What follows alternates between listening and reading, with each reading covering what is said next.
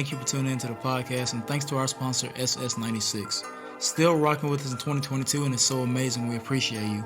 SS96 is putting out new merch and still has some of your favorites. Get your Executive Productions t-shirts, Swish Masters t-shirts, as well as Farm Raised Entertainment t-shirts. Don't forget to check out Straight Stoners music, as well as my own release under Executive Productions. It's available on all streaming platforms, and new music is in the works, so stay tuned. Go to ss96.net and use the promo code SWISHMASTERS to get discounted merch today. Thank you all again. We're grateful.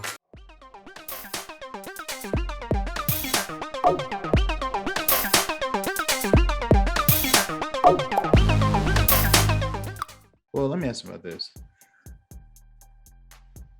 This does bring a good question. Is it time to bring back center to the All-Star ballot? Because it's always been like this for long. It's forwards and guards. You're not really necessarily giving a love to like center. The only true center on this list, well, two potentially. Well, I don't know. Do you view Jokic as like a center?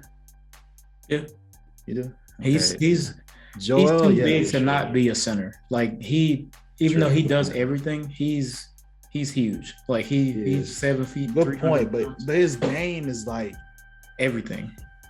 Yeah, that's what I'm talking about. We're not really giving love to like. Because there are centers that put up good stats who could be an all-star, but they don't have the necessary all-around skill set. Because centers in today's game are really play almost like stretches, or you need to have an all-around skill level. But historically, the center position in basketball has always been defense, rebounding, putbacks, things like that. Yeah, I feel like we're not recognizing them like we used to. Yeah, another one I just thought about: Rudy Gobert, classic center. You know what I mean? Let's say we have one example. He's a classic center who does a classic center role, but you will never see him on an all-star starter like that because he's not flashy. Yeah, he doesn't have that skill set like that. Yeah, you're right. His game doesn't really translate to what I feel like fans perceive as all-star level, even though his stats could be all-star level, but it's just the fact that we don't see. The only way he gets in is on the reserves. That's it. Yeah, like he has in the past. But I'm just saying, like, should centers be back on the ballot so we can always pick at least one center, and that center can still be Joel Embiid or Nikola Jokic. At least that'll be like a center ballot, I mean, they're centers, but they just do their game. They are, but based on the ballot, it's like I agree with you though. I feel like the centers don't get a lot of attention because of their role. You know what I mean? Like they get rebounds and they average like 30. Some of them, the best ones, average like 13 plus rebounds per game. But you never really would, take a second look at them because they aren't, shooting threes or just nope. We don't really go down low. We don't throw it down a low block for anybody to post up. It's more face up, stretch 4, stretch 5 type games now. I think that should be analyzed and kind of figure out a way to show love to those centers that still just do the grit work. I feel like that gets overlooked. I agree with that. Yeah, this is just a question. And let's also get into this. There was also a new format to the Rising Stars. So let's go through that. Let's go through that real quick. So, at first, it was normally like, you have the rookies and sophomores of the league. You take the top ones, you just split them into 2 teams, right? US and World. Rookies on one team, sophomores on the team, and it's then split into USA and World, right? And now it's different. Very different. There will now be 4 7-man teams made up of 12 rookies, 12 sophomores, and for the first time ever, 4 G League Ignite players. And as you know, G League Ignite are, for y'all maybe still remembering, that's like basically the bridge from high school to the NBA now instead of going through the NCAA. One of the best players I've seen this season, Jalen Green, G League Ignite. Oh yeah. Awesome. So they're doing some great things over there. So the rookies and the sophomores will be selected by NBA assistant coaches. The 4 G League Ignite players will be selected by G League head coaches. And the teams will be coached by members of the NBA 75th anniversary team, along with assistant coaches from the coaching staffs at the All-Star game. And one of the coaches will include a G League, so I think that's good. And so the coaches will draft their rosters. Yeah. And each roster is going to have at least one G League Ignite player on it because now there's 4 teams this year. And how the game is played is totally different this year. So they'll have a semifinals that'll be played to a target score of 50, and the championship game will go to 25. 50, 25, 75. Yeah. So yeah, it's going to be really, really interesting. And there's also going to be a shooting competition in between the semifinals and the finals games. So that's pretty cool. And each shooting location is going to be tied to a kind of shot made during the NBA playoffs. I got to see something in my mind what's going to be some of those shots. So this is a part of like trying to make the All-Star weekend even more exciting. I love this, and it's not going to really be timed. This is the first team to reach those points, 25 or 50. And the shooting contest, I think that's really cool. So thoughts on the new format for the Rising Stars? League has done it again, man. This is very different. I feel like they keep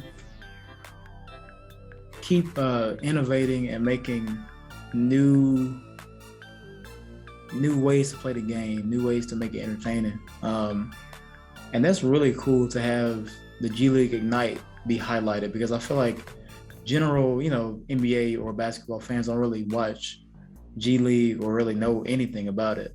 So to now get this like spotlight, to get this, moment where we see these guys that work so hard to just make a team be, highlighted and be celebrated like this way, that's awesome. And the 4 teams just like gives it that playground feel, I'm going out to the park, lacing them up, take down this team, move to the next round, take down this team. It's a good way to battle it out. So I love that. It's gonna be awesome. I love that. And then we got some good young players. Evan Mobley, Jalen Green, like you said, Cade Cunningham. I'm just naming like top picks right now, but there's a lot of young talent. Even sophomores like Tyrese Halliburton. Yeah. All these guys will be potentially in the game, and it's going to be fun. I think it's going to be a great show. It's going to be competitive. It should be, man. I love this. I love this for the G League players, man, give them their recognition. You can imagine what they'll be able to learn around these NBA head coaches and some of these players. I know they're young, but they still have valid NBA experience. Yeah. To go against competition like that, even though it's an exhibition, that still means a lot because, they're going against other G League. Even in the G League, they still play against NBA caliber players, but still. Right. It's different because these players are like the top rookies and sophomores and potential future stars of the NBA. Oh, yeah. So it says a lot. It says a lot. I love this, man. I love how they're doing this. Like you said, as a young player, you get that feel, that experience, that knowledge. And then even from the coaches, even being around those coaches, coaching the league for a while, they'll be coaching the game. So it just instills the knowledge. Yeah. It just instills confidence. Same thing with like a Wiggins making an all-star, being a starter. These guys getting to come up from the G League, get this experience. Even the regular NBA rookies, sophomores, just getting that exposure, getting this time to just show what they can do. It's gonna be big for them, and it's gonna be just could be the beginning of something great. Could skyrocket them. So I'm excited. It's gonna be very exciting, man. Yeah, I'm ready to see how these teams will pan out for that. good. That's gonna be good. I mean, yeah, seven-man teams too. Mm-hmm. It's 7 gonna be teams, it's 4. gonna be competitive. It's gonna be good. Yeah, That's why the score is like it is, because yeah, only 7 makes sense. players. You don't want to exhaust them.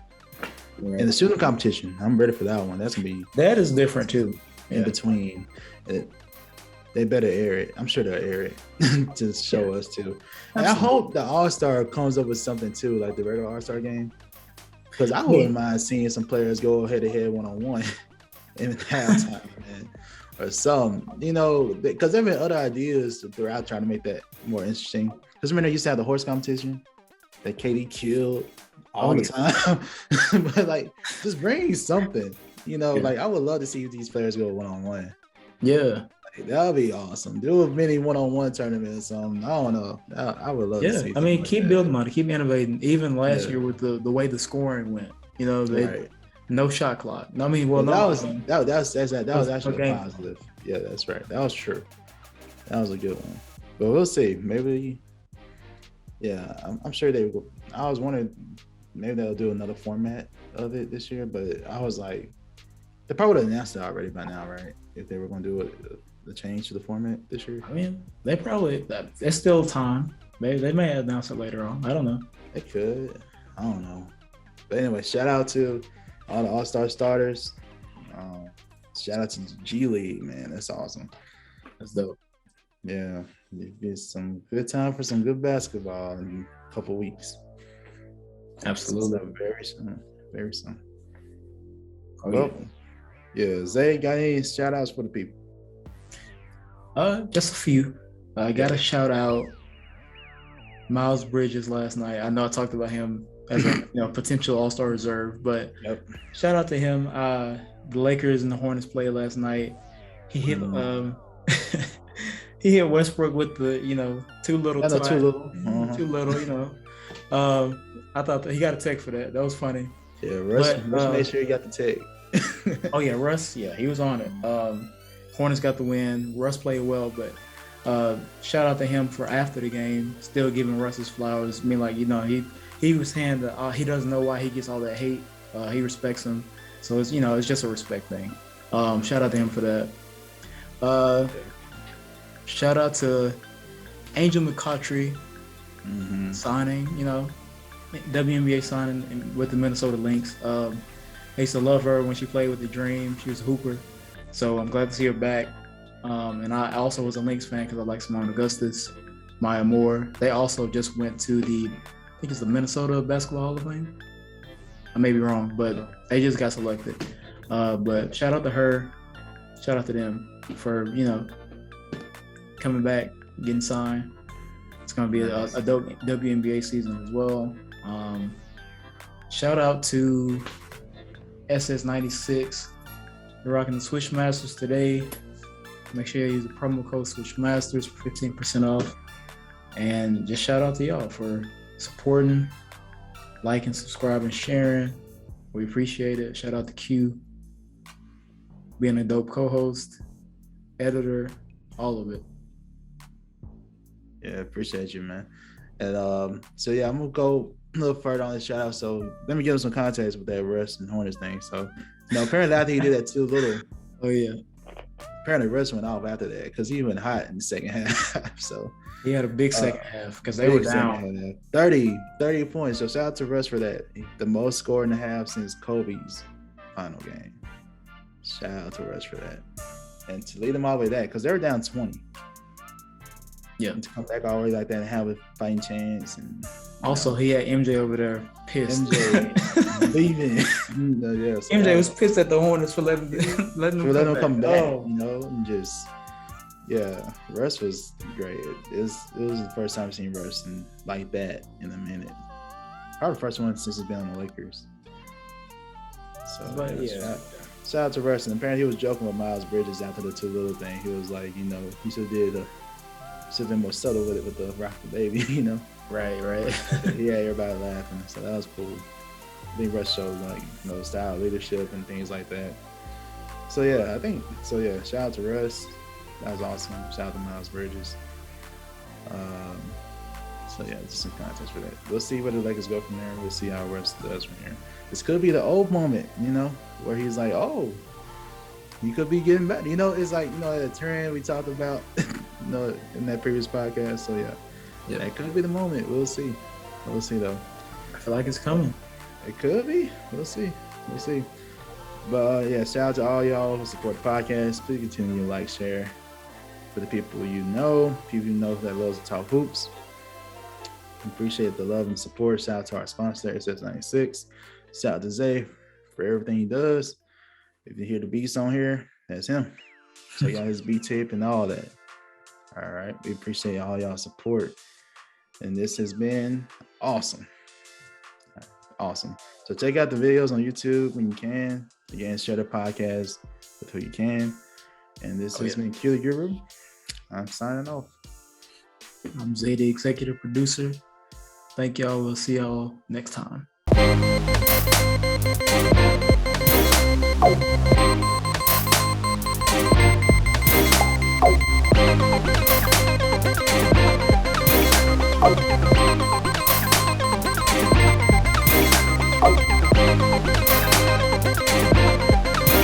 Oh.